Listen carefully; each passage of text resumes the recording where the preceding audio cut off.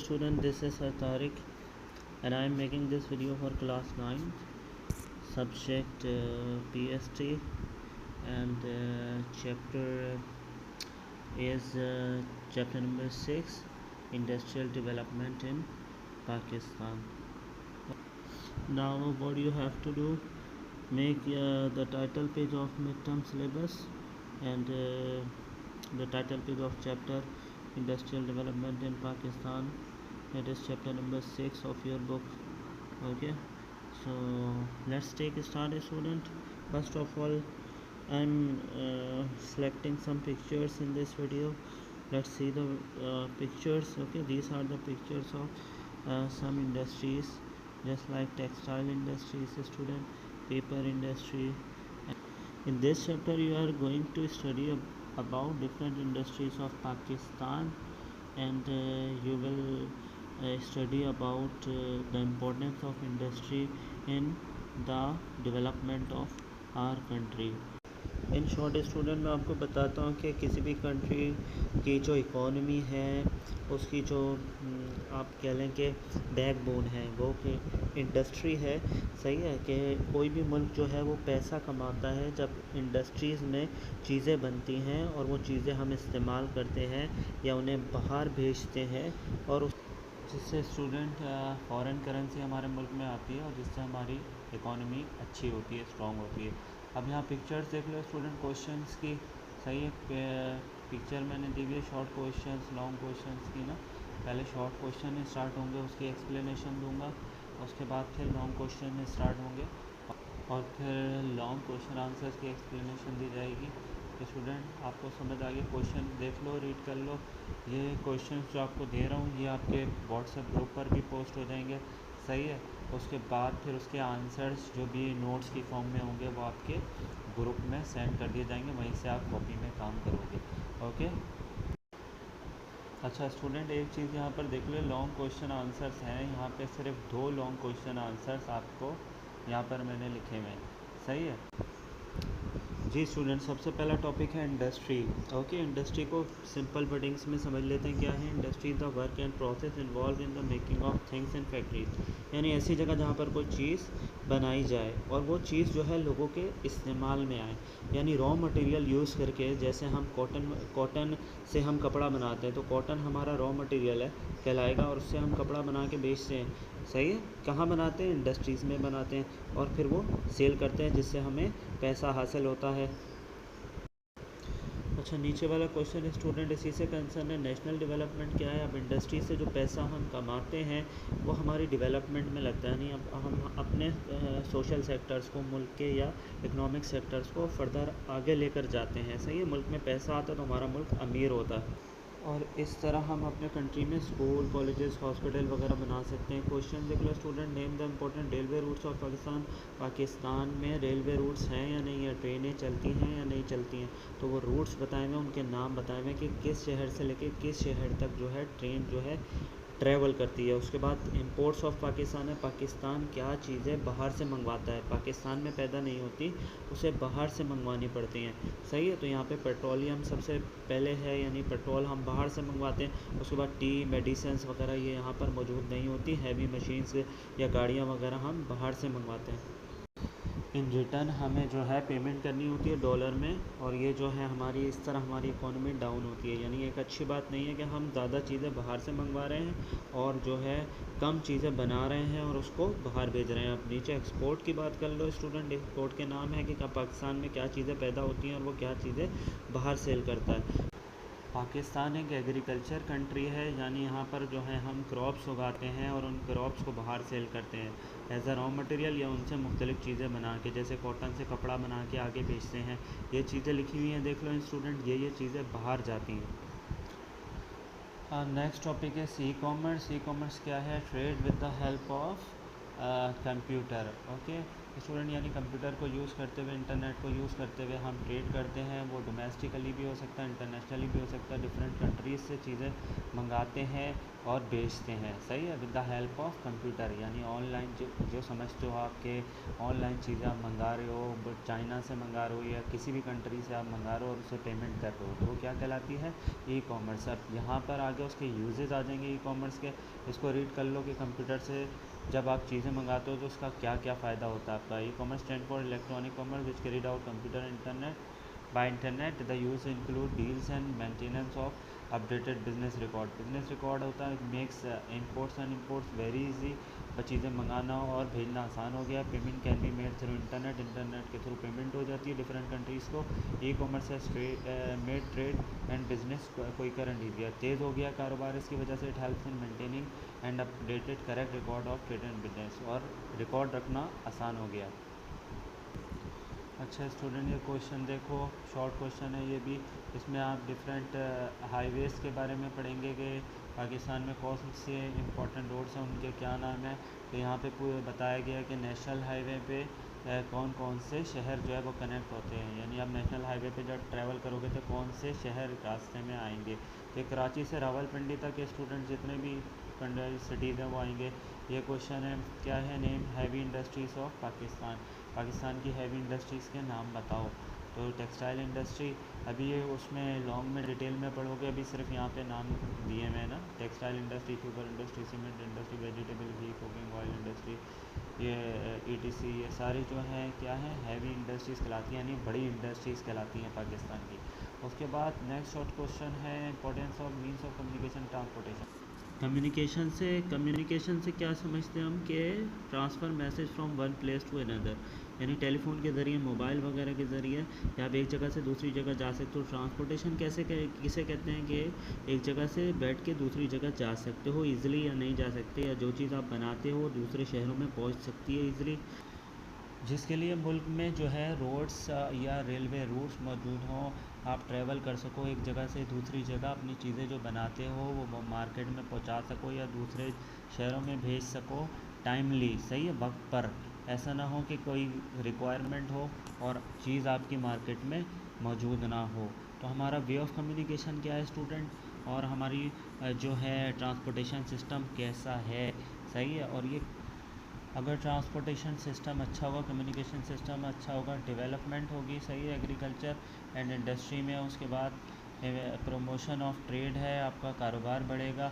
Economic development है, आपके मुल्क में पैसा आएगा। प्रोमोट नॉलेज एंड आर्ट, इससे जो है नॉलेज, लोगों की नॉलेज में इजाफा होगा और जो है आर्ट को फ़रोग मिलेगा। डिफेंस ऑफ द इंडस्ट्री, मुल्क का डिफेंस अच्छा होगा, पैसा होगा मुल्क में, आप मुल्क का डिफेंस सिस्टम अच्छा बना सकते हैं।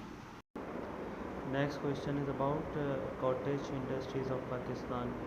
अच्छा, कॉटेज इंडस्ट्रीज़ जो हैं ये इतनी बड़ी इंडस्ट्रीज़ नहीं होती, थोड़ी इन्वेस्टमेंट से इंडस्ट्रीज़ जो हैं आप खोल सकते हैं और इसमें जो है प्रोडक्शन शुरू कर सकते हैं। नाम दिए हुए कॉटेज इंडस्ट्रीज़ के, सही है।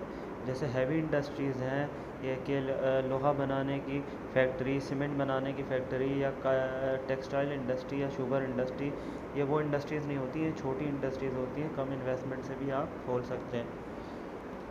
द नेक्स्ट क्वेश्चन है student, names of important roads of Pakistan.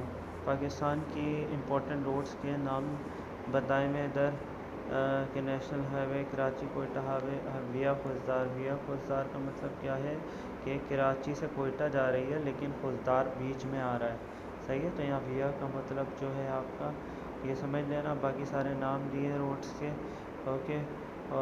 इसके बाद देख लेते हैं क्या टॉपिक आता है हमारा। ये रोड्स के नाम हो गए सारे पाकिस्तान की फ़ेमस रोड्स। उसके बाद इंपोर्ट और एक्सपोर्ट की डेफिनेशन है, जो चीज़ आप बाहर से मंगवाते हैं, आपके कंट्री में नहीं बनती, या आपकी कंट्री में रिसोर्सेज मौजूद नहीं है, बाहर से ख़रीदना पड़ता है और उसके बदले में पैसा देना पड़ता है, इंपोर्ट कहलाती है। जैसा कि पहले मैं बता चुका हूँ, पाकिस्तान के पास जो है क्रूड ऑयल मौजूद नहीं, बाहर से मंगवाता है, तो ये जो है इंपोर्ट हो गई हमारी। और इसके अलावा एक्सपोर्ट क्या होती है, जो चीज़ आप बना के या आपके मुल्क में पैदा होती है आप उसे बाहर भेजते हो, सही है। और उसके बदले में आपको पैसा मिलता है, यानी कोई स्टैंडर्ड करेंसी होती है, उसके बदले जो भी डीलिंग होती है वो उस करेंसी में होती है, जैसे डॉलर हो गई या यूरो हो गई या पाउंड हो गई, इसमें जो है आप डील करते हो। अच्छा, एक कंट्री के लिए बेनिफिशियल क्या है, पाकिस्तान के लिए बेनिफिशियल क्या है कि उसकी एक्सपोर्ट ज़्यादा होनी चाहिए और इंपोर्ट कम होनी चाहिए, यानी आपके जो ख़र्चे हैं वो कम होने चाहिए और आपकी जो कह लो प्रोडक्शन है बहुत ज़्यादा होनी चाहिए। तो ये हमारे लिए फेवरेबल है, हमारी इकॉनमी को ये चीज़ स्ट्रॉन्ग बनाती है कि हमारी एक्सपोर्ट ज़्यादा हो और इंपोर्ट कम हो। Next two terms are trade and commerce. तो ट्रेड क्या है, एक ऐसी ऑर्गेनाइजेशन है जो कोई चीज़ बना रही हो या कोई सर्विसेज दे रही हो अपनी, जैसे इंश्योरेंस कंपनी जो है वो सर्विसेज देते हैं, वो कुछ बनाते तो नहीं है, या डॉक्टर्स हैं वो अपनी सर्विसेज देते हैं, कोई प्रोडक्ट नहीं बनाते। तो जो अपनी सर्विसेज दे रहे हैं या कोई चीज़ बना रहे हैं सोसाइटी को और उसके बदले में पैसा ले रहे हैं, डेट इज़ कॉल्ड ट्रेड, वो तिजारत कहलाती है। उसके बाद कॉमर्स। कॉमर्स क्या चीज़ है, ये कॉमर्स एक प्रोसेस को बोलते हैं जिसमें सारी चीज़ें इन्वॉल्व हैं, यानी मैन्युफैक्चरिंग, प्रोडक्शन और डिस्ट्रीब्यूशन, फाइनेंस, और जो चीज़ें कारोबार में आ रही हैं या आपके कस्टमर तक चीज़ पहुंचने में जो चीज़ें इन्वॉल्व हैं, डिस्ट्रीब्यूशन वगैरह, मार्केट तक आपकी जब चीज़ बन जाती है उसके बाद मार्केट तक पहुंचने में जो जो चीज़ें इन्वॉल्व हैं वो आपकी कॉमर्स में आ जाती हैं। का ख्याल करके बना रहे हो, सही है कि कस्टमर को उससे फ़ायदा हो और झूठ बोल के आप अपनी चीज़ को ना बेचें। कंट्रोल ऑन स्मगलिंग, बाहर से जो चीज़ें आती हैं वो उन पर टैक्स लगता है, हुकूमत लेती है, लेकिन अगर वो चीज़ें टैक्स के बगैर स्मगल हो जाएं तो ये मुल्क का नुकसान होता है इससे, और चीज़ बहुत सस्ती होती है, और आपके मुल्क में जो चीज़ बना रही है कोई कंपनी वही, तो वो महंगी होती है उसकी कीमत। तो ये एक मसला होता है कि हमारी इंडस्ट्रीज़ का सामान कोई नहीं ख़रीदता, बाहर से स्मगल हुई चीज़ जो है वो बिकती है। There is next question, steps taken to increase the industrial development in Pakistan. हम अपनी इंडस्ट्रीज़ को कैसे अच्छा बना सकते हैं, मेंटेनेंस ऑफ क्वालिटी कंट्रोल, जो चीज़ आप बना रहे हो उसकी क्वालिटी को अच्छा कर लो। Maintenance of law and order, law and order situation country के अंदर अच्छी हो जाए, हड़तालें ना हो ताकि कारोबार चलता रहे। एंडिंग ऑफ एनर्जी क्राइसिस, बिजली की कमी ना हो, स्टूडेंट या गैस की कमी ना हो तो इंडस्ट्रीज़ चलती रहेंगी। इंडस्ट्रियल पॉलिसीज़ अच्छी हों, यानी प्रॉफिट मोटिव ना हो, ज़्यादा कस्टमर केयर करने वाली हो, जो प्रोडक्ट बना रहे हो वो कस्टमर के ख्याल। तो गवर्नमेंट को चाहिए कि स्मगलिंग को कंट्रोल करे ताकि आपकी इंडस्ट्री में बनी हुई चीज़ें ही बिकें और बाहर से स्मगल हुई चीज़ें जो है वो ना बिकें। क्वालिटी ऑफ एजुकेशन, तालीम अच्छी होगी मुल्क में तो इंडस्ट्रीज़ में यानी स्किल्ड वर्कर्स होंगे, काम करने वाले जो हैं वो अच्छे तरीके से काम करेंगे। नेक्स्ट क्वेश्चन है एडवांटेजेस ऑफ कॉटेज इंडस्ट्री, यानी छोटे पैमाने पे जो इंडस्ट्रीज़ बनती हैं उनके फ़ायदे बताओ कि अगर छोटे छोटे मुख्तलिफ़ इलाकों में छोटी छोटी इंडस्ट्रीज़ लगा ली जाए उनसे क्या फ़ायदा होगा। रिडक्शन ऑफ अनएम्प्लॉयमेंट, बेरोज़गारी कम हो जाएगी।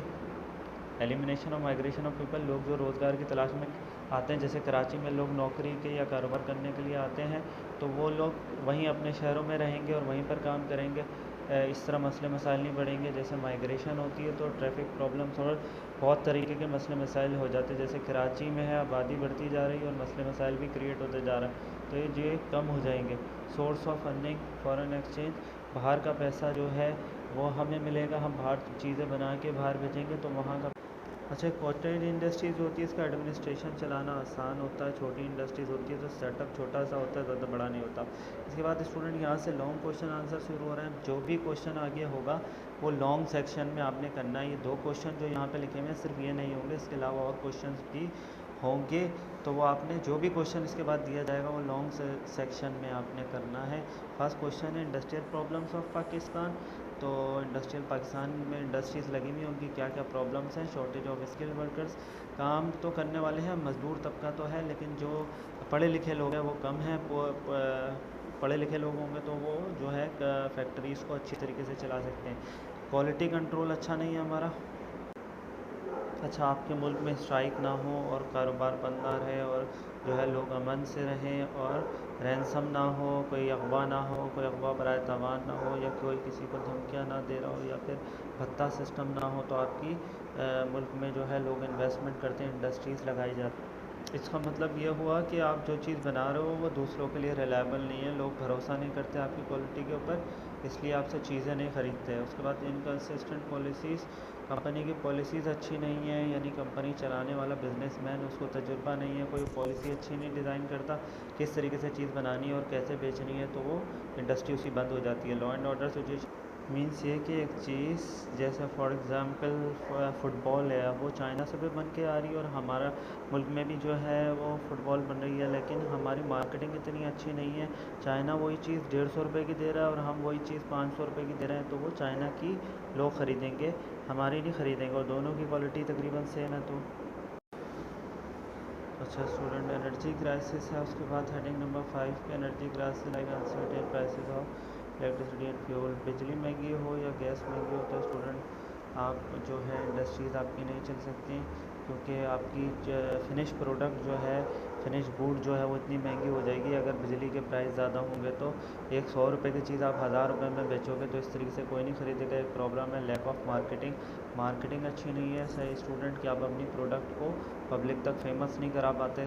तो ये जो स्टाफ होता है इंडस्ट्री का, जो चीज़ें बेचने वाला होता है, वो उसकी जो है कमी होती है, उसके अंदर कोई जो है आपकी इंडस्ट्री नहीं चल पाती। Lack of effort for competitive prices.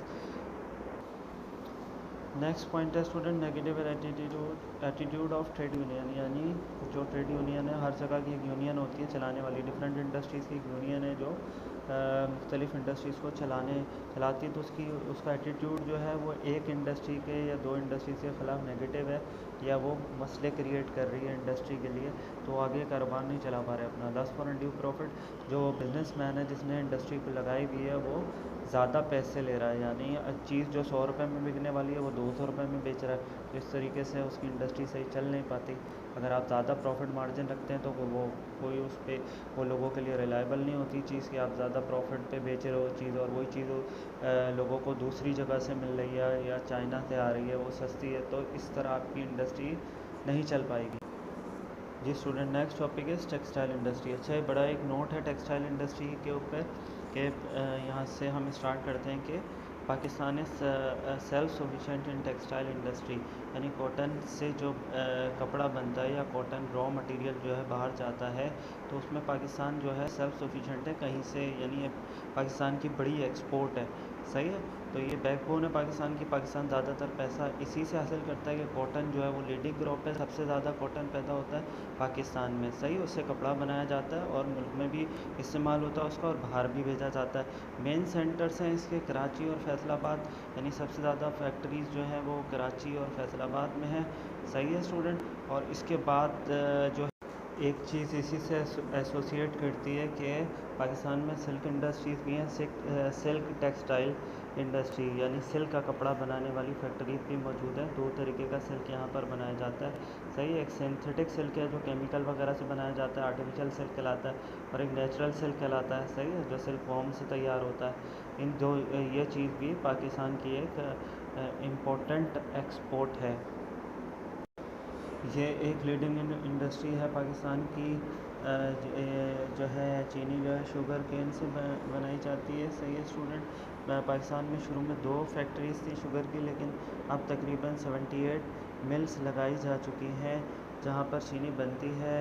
जो है पाकिस्तान ना सिर्फ सेल्फ सफिशिएंट है इसकी प्रोडक्शन में, बल्कि बाहर भी चीनी को बेचता है और उससे फ़ॉरेन एक्सचेंज जो है वो हासिल होता है, यानी बाहर का पैसा मुल्क में आता है, जिससे हमारे मुल्क की इकॉनमी अच्छी होती है।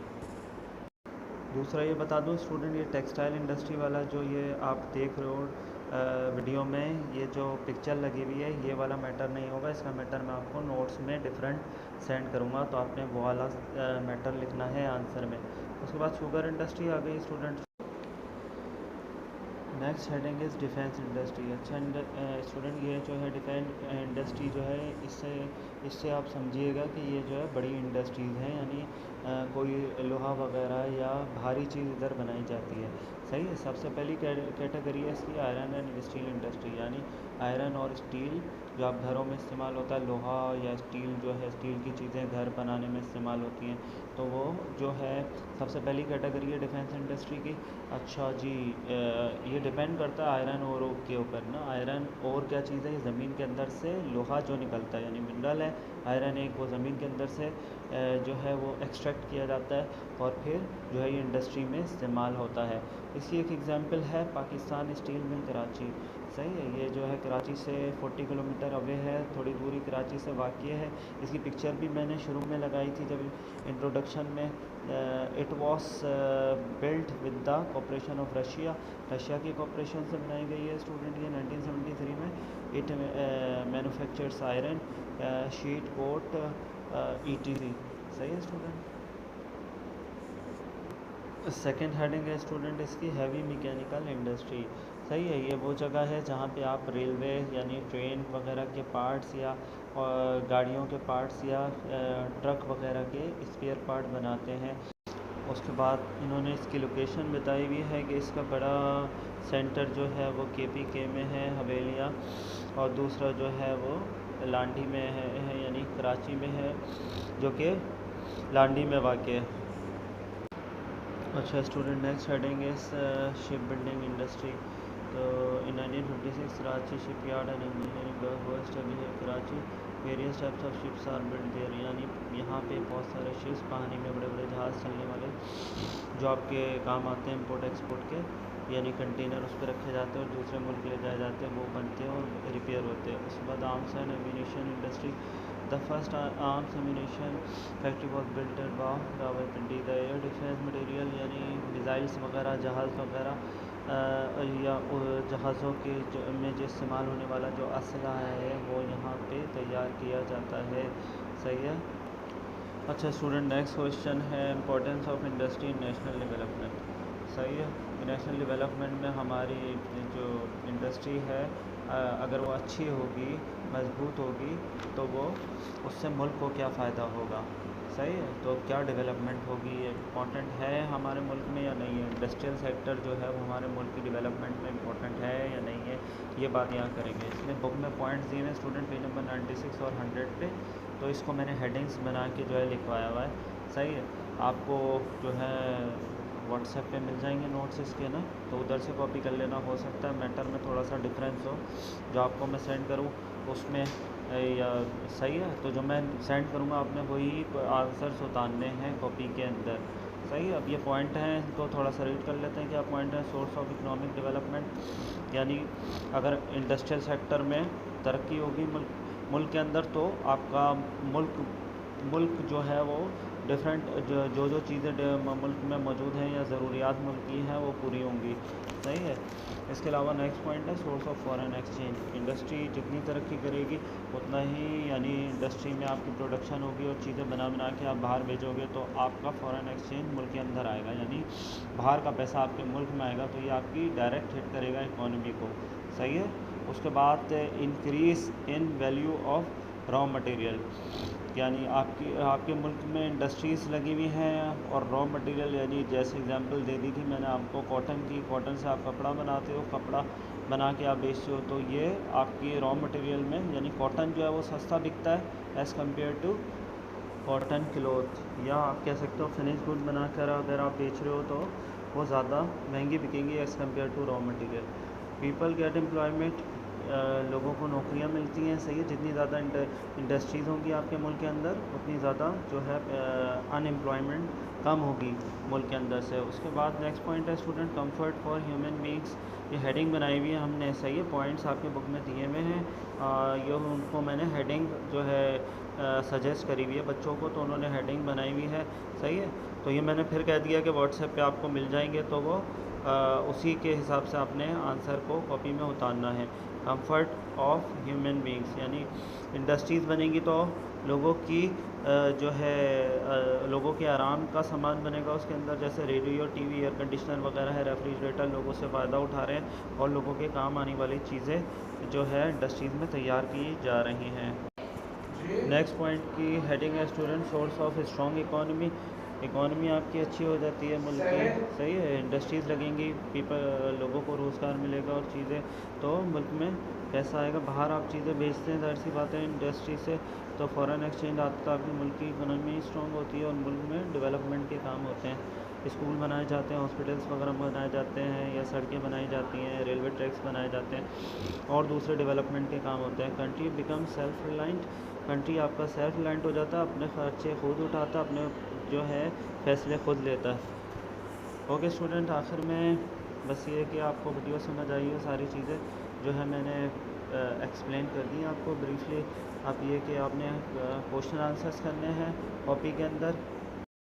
अच्छा, क्वेश्चन आंसर्स आप कर लेंगे, और दूसरा ये कि कोई गलती नहीं करना क्वेश्चन आंसर्स में, जो क्वेश्चन का जो आंसर है वही लिखना। अगर कोई प्रॉब्लम हो तो व्हाट्सएप ग्रुप पर जो है आप टेक्स्ट कर दीजिएगा, वहाँ पे रिप्लाई कर दूँगा मैं। आपको अगर कोई प्रॉब्लम होगी तो वो वहाँ पर बता दूँगा व्हाट्सएप ग्रुप पे आपके क्लास 9 के। अच्छा, वीडियो क्लास 8 को भी आई थिंक सेंड की जाएगी, तो क्लास 8 को, लेकिन ये पूरे क्वेश्चन आंसर्स उनके लिमिटेड होंगे, यानी 75% सिलेबस होगा।